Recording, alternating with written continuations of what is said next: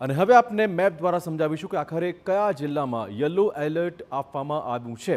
તો સમજી લો કે કયા કયા જિલ્લામાં યલો એલર્ટ છે। આપણે કહી દઈએ કે જે જિલ્લાઓ જોવા મળી રહ્યા છે ખાસ તો ગાંધીનગર, રાજકોટ, સુરત, વડોદરા, આણંદ, બનાસકાંઠા આ જિલ્લા એવા છે કે જ્યાં યલો એલર્ટ આપવામાં આવ્યું છે।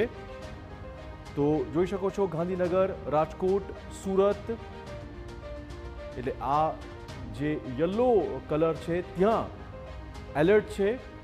ગાંધીનગરમાં પણ વરસાદ શક્ય છે, રાજકોટમાં પણ વરસાદ શક્ય છે, સુરતમાં પણ વરસાદ શક્ય છે। આ ઉપરાંત વડોદરા, આણંદ અને બનાસકાંઠા આ તમામ જિલ્લામાં પણ 2 દિવસ માટે યલો એલર્ટ આપી દેવાયું છે। અહીંયા ખાસો વરસાદ પડી શકે એ પ્રકારનું અનુમાન લગાવાયું છે। તો 2 દિવસ માટે આ તમામ જિલ્લાઓમાં વરસાદ પડવાનો છે। આજની વાત કરી લઈએ કે આજે કયા કયા જિલ્લામાં વરસાદનું જોર રહેશે। તો બનાસકાંઠા, પાટણ, મહેસાણા, સાબરકાંઠા, ઉત્તર ગુજરાતના જે પણ જિલ્લાઓ છે ત્યાં આજે વરસાદ પડવો શક્ય છે।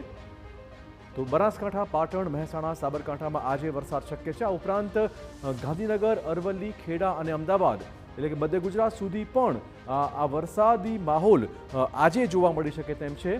આણંદ, પંચમહાલ, દાહોદ અને મહીસાગરમાં પણ આજે વરસાદ શક્ય છે। તો આ તમામ જિલ્લા એ પ્રકારના છે કે જ્યાં આજે વરસાદ પડી શકે તેમ છે। અમદાવાદમાં મધ્યમ વરસાદી ઝાપટા પડવાની શક્યતાઓ છે। તો આ તમામ જિલ્લા એ પ્રકારના છે કે જ્યાં વરસાદ થોડો ઘણો આજે શક્ય છે। ભારે પવન ફૂંકાવાની સાથોસાથ વરસાદ આજે શક્ય છે। અને હવે આપણે બતાવીશું કે આખરે આવતીકાલે ક્યાં વરસાદ પડવાનો છે। આવતીકાલના વરસાદની વાત કરીએ તો આવતીકાલે જ્યાં વરસાદ પડવાનો છે તે જિલ્લા છે અરવલ્લી, પંચમહાલ, દાહોદ, વડોદરા અને છોટાઉદેપુર એટલે કે આ જે પટ્ટો છે દક્ષિણ ગુજરાત તરફનો ત્યાં આવતીકાલે વરસાદ શક્ય છે।